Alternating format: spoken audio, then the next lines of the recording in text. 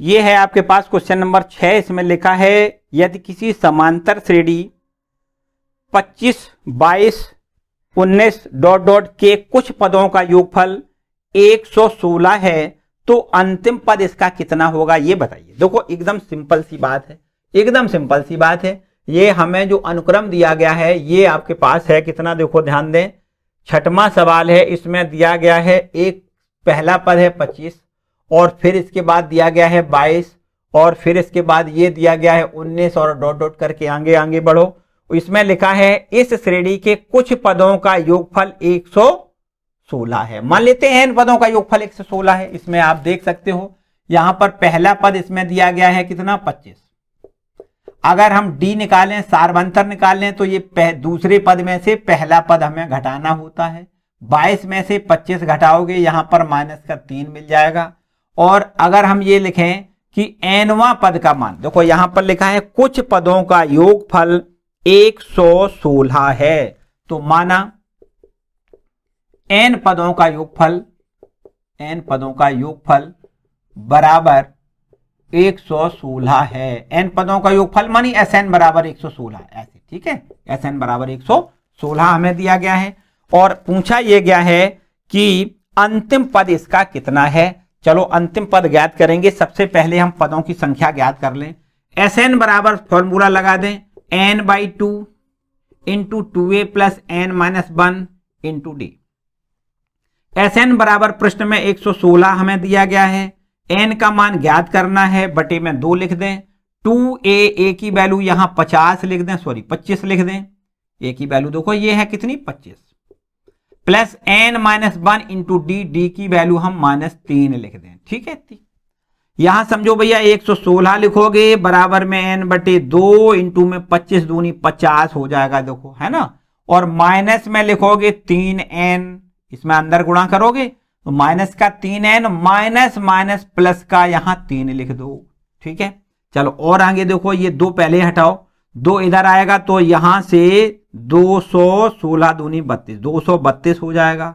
n into में यहां से देखो 53, 50 और 3 53 माइनस 3n ऐसे लिख दो। n का अंदर मल्टीपल करोगे 232 बराबर यहां लिखोगे 53n माइनस 3n स्क्वायर लिख दें। यहां से देखिए इधर ले आओगे तो प्लस का हो जाएगा कितना, 3n स्क्वायर और माइनस में यहां लिखोगे 53n और प्लस में 232 लिख दो बराबर में 0। अब आप देखो यहां से ये द्विघात समीकरण बन गया। यहां से हम n का मान ज्ञात करेंगे, इसके गुणनखंड कर दें। देखो ध्यान दें, एक बार फिर से यहां लिख लेते हैं 3n स्क्वायर। हमें करना क्या है एक्चुअली, ये चलो लिख लेते हैं। माइनस में यहां लिख दो 53n और प्लस में 232, क्या लिखोगे यहां पर, प्लस 232 बराबर में 0। अब यहां पर देखो 3 के और ये 232 के ऐसे गुणनखंड कर दें कि यहां पर जोड़ने से 53 मिल जाए। यही तो प्रोसेस होती है। 232 के पहले गुणनखंड कर दें, देखो ध्यान दें, 2 एकम 2, 2 एकम 2, 2 छक 12, फिर 2 से डिवाइड करो, 2 पंचे 10, 2 अट्ठे 16, फिर 2 से डिवाइड करो, 2 दूनी 4 और 2 निम 18। तो अब इसके गुणनखंड हो नहीं सकते। एक पहले ये 3 लिखा है, चलो इसको यहां देखो 2 दूनी 4 दूनी 8 और 8 सत्ते 56। 56 में 29 जोड़ने से क्या होगा, कुछ हो जाएगा भाई, नहीं होगा। 2 दूनी 4 दूनी 8, 8 तिया 24 लिखो, गलती हो गई यहां पर। 2 दूनी 4 दूनी 8 और 8 तिया 24। 24 में 29 जोड़ो तो कितना हो जाएगा, देखो 9 और 4 13 और 4 और 1 5 53 हो गया, बिल्कुल ठीक है। 29 प्लस 24 इसके फैक्टर हो गए। यहां देख सकते हो 3n स्क्वायर लिख दें, माइनस में लिख दें 29n, माइनस में लिख दें 24n और प्लस का ये आपका प्लस में 232 लिख दो बराबर में 0। अब बताओ भाई ठीक है काम, है ना, ये ठीक है। चलो यहां से आप देख सकते हो दोनों जगह से कॉमन n केवल मिलेगा, तब यहां मिल जाएगा कितना, देखो 3n माइनस में 29। यहां पर हमें माइनस का 8 तिया 8 कॉमन मिल जाएगा। अगर 8 कॉमन लें तो 8 तिया 24 3n हो जाएगा, प्लस माइनस ये माइनस हो जाएगा। 8 का यहां डिवाइड करो तो ये 8 दूनी 16 और 8 ने 72, ठीक। 29 बार ये कैंसिल होगा तो यहां 3n माइनस 3n-29 फिर से कॉमन मिल रहा है और यहां से n-8 बराबर 0 लिख दें। यदि इस गुणनखंड को देखो 0 लिखोगे, 3n-29 को 0 लिखो तो n की वैल्यू हमें 29/3 मिलेगी, जो कि अमान्य लिखनी है। क्यों अमान्य लिखनी है? क्योंकि ये कोई संख्या पूर्णांक संख्या नहीं है। हमें पदों की संख्या पूर्णांक में आनी चाहिए, जैसे 8वां पद है, 9वां पद है, 10वां पद है, 20वां पद है। ये 29/3वां कोई पद नहीं हो सकता, इसलिए इसको हम क्या कहेंगे? अमान्य कहेंगे। और यदि n-8 बराबर 0 तब n बराबर कितना होगा? n बराबर 8 हो जाएगा। यहां पर इस श्रेणी का अंतिम पद आपसे ज्ञात करवाया गया है, तो आपको लिखना है श्रेणी का अंतिम पद। अगर l है तो फॉर्मूला होता है l बराबर a plus n-1 into D. यही तो फॉर्मूला होता है अंतिम पद का। तो अंतिम पद ज्ञात करोगे, a की वैल्यू हमें यहां पर लिखनी है 25, a बराबर 25 लिख दो, प्लस n-1 मतलब 8-1 लिख दो, इंटू डी, और d बराबर हमें यहां पर देखो -3 दिया गया है, -3 लिख दें। और ये अंतिम पद देखो l बराबर हमें मिलेगा कितना? 25। और यहां से आप देख सकते हो ये 8 में से 1 घटाओगे 7, और 7 में -3 का गुणा करोगे तो माइनस में 7 या 21 हो जाएगा। अब ये देखिए l बराबर हमें कितना मिलेगा? 25 में से 21 घटाओगे 4 मिल जाएगा। मतलब ये जो श्रेणी है उस श्रेणी में 8 पद हैं, तो ये 8वां पद का मान 4 होगा।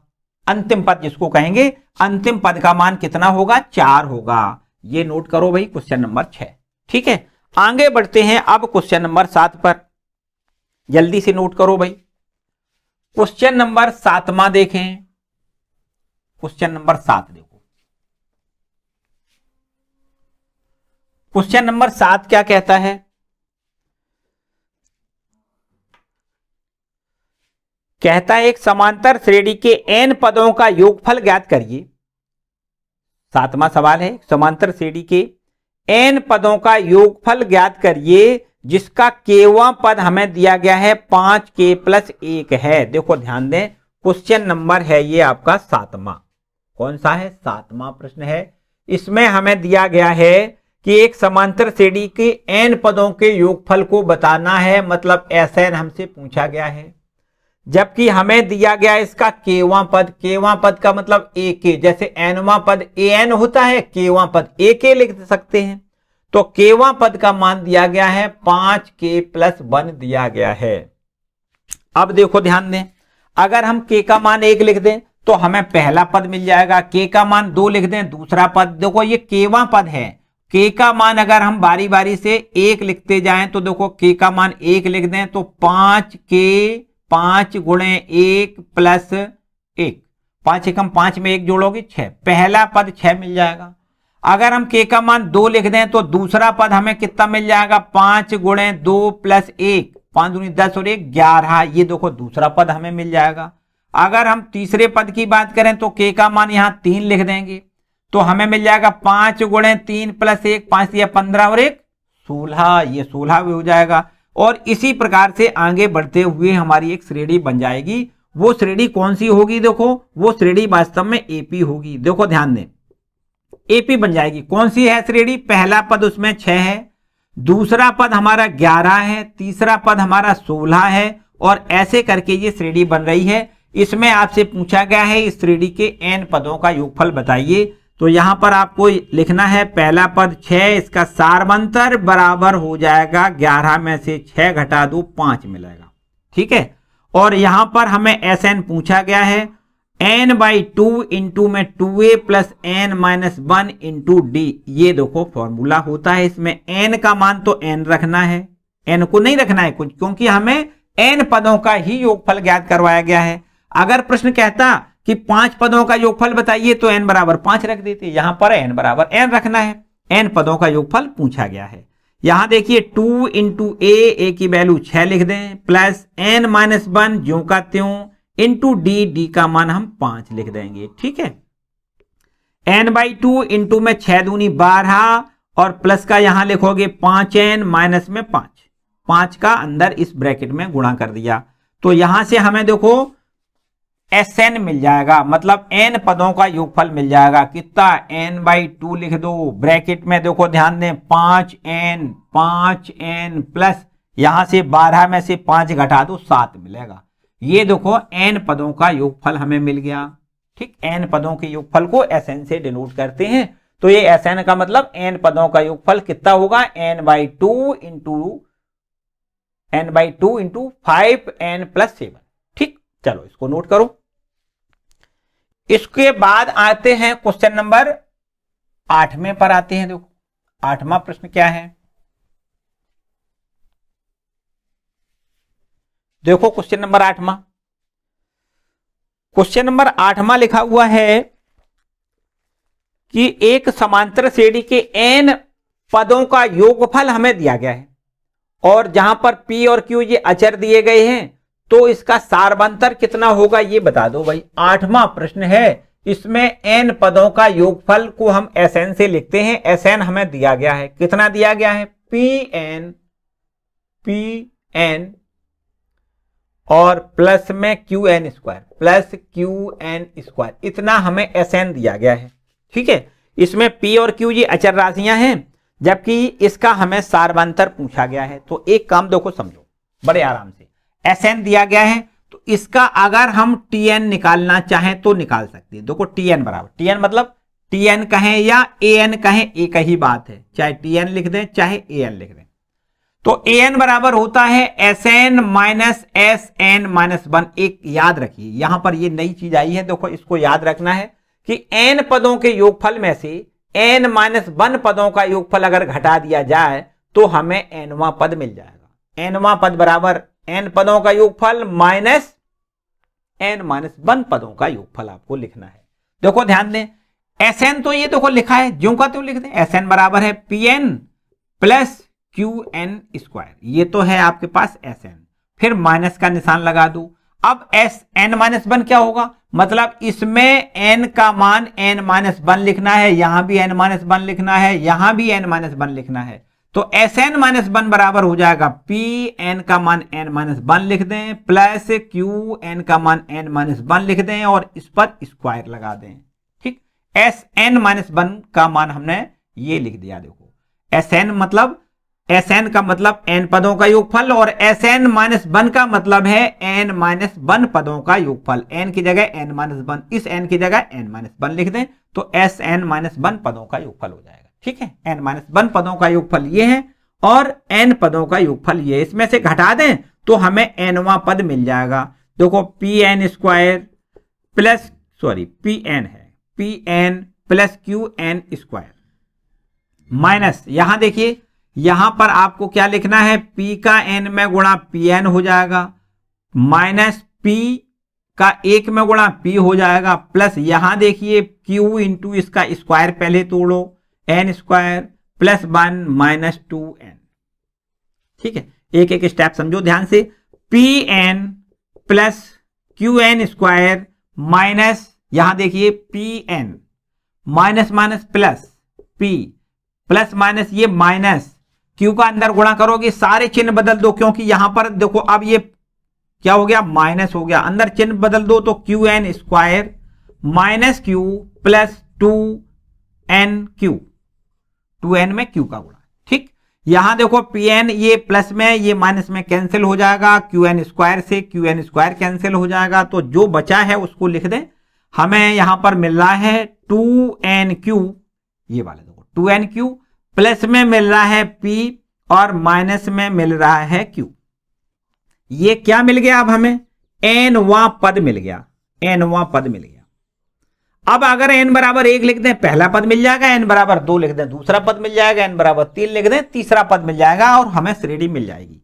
यहां हम देख सकते हैं, देखो n बराबर 1 रख दें, n बराबर 1 रखने पर a1 मिल जाएगा। यहां देखो n का मान 1 लिख दें तो a1 मतलब पहला पद, ये कितना हो जाएगा? 2n का मान 1 लिखोगे इंटू में q plus p minus q।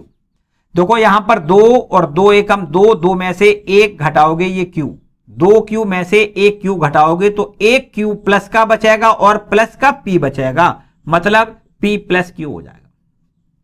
Plus में p और प्लस में ही q बचेगा। n बराबर 2 लिख दो, हमें दूसरा पद मिल जाएगा, मतलब a2 मिल जाएगा, a2 मिल जाएगा। कितना हो जाएगा देखो, 2 n का मान 2 लिख दें, इंटू में q लिख दें, प्लस में p माइनस में q। तो अब ये दूसरा पद कितना हो जाएगा, 2 दूनी 4, 4 में से 1 q घटाओगे तो 3 q बचेगा, p प्लस 3 q, इस प्रकार से दूसरा पद हो जाएगा। अगर आपसे n बराबर 3 लिखवाया जाए तो n बराबर 3 रखोगे, तीसरा पद मिल जाएगा, n का मान 3 लिख दो, तीसरा पद कितना होगा, देखो 2 गुणे 3 into Q plus P minus Q.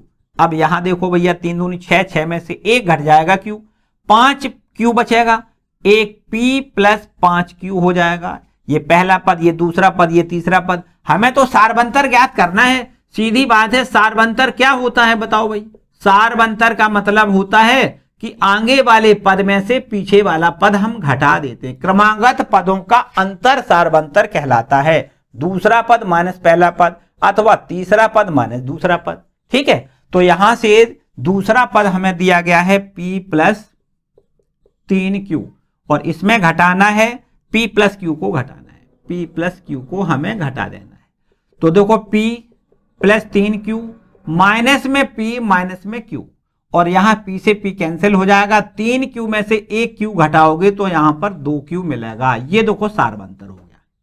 ठीक है बच्चों, इसको नोट कर लो, आसान सी बात है, लेकिन इतनी बात ये देखो ध्यान रखनी है, बड़े आराम से इसको हम सूत्र के रूप में प्रयोग करेंगे। याद रखिए कि ये कब सूत्र अप्लाई करना है, जब n पदों का योगफल दिया जाए, हमें nवां पद ज्ञात करना हो। n पदों का योगफल दिया जाए, हमें nवां पद ज्ञात करना हो, तो सूत्र अप्लाई करेंगे Sn माइनस Sn माइनस 1, मतलब n पदों के योगफल में से n माइनस 1 पदों के योगफल को घटा दें, तो घटाने पर जो मिलेगा वो आपका nवां पद होगा। ठीक है, ये देखो हमने Sn की वैल्यू लिख ली पूरी, फिर माइनस का निशान लगा दिया, और Sn माइनस 1 का मतलब है कि जहां जहां n लिखा है वहां पर आपको n की जगह पे n माइनस 1, यहां भी देखो n माइनस 1 लिख के हल करना है, और हल करने के बाद ये हमारा nवां पद ज्ञात हो जाएगा। इसमें n का मान 1 लिखोगे पहला पद, n का मान 2 लिखोगे दूसरा पद, n का मान 3 लिखोगे तीसरा पद मिल जाएगा। और भी आगे हम निकाल सकते थे, लेकिन निकालने की आवश्यकता नहीं है, क्योंकि हमें तो सारबंतर निकालना है। सारबंतर होता क्या है, आगे वाले पद में से पीछे वाला पद घटाना है। तो इसमें से इसको घटा दो या इसमें से इसको घटा दो, तो यहां पर हमें सारबंतर मिल जाएगा। ठीक है, चलो भैया नोट कर लो इसको।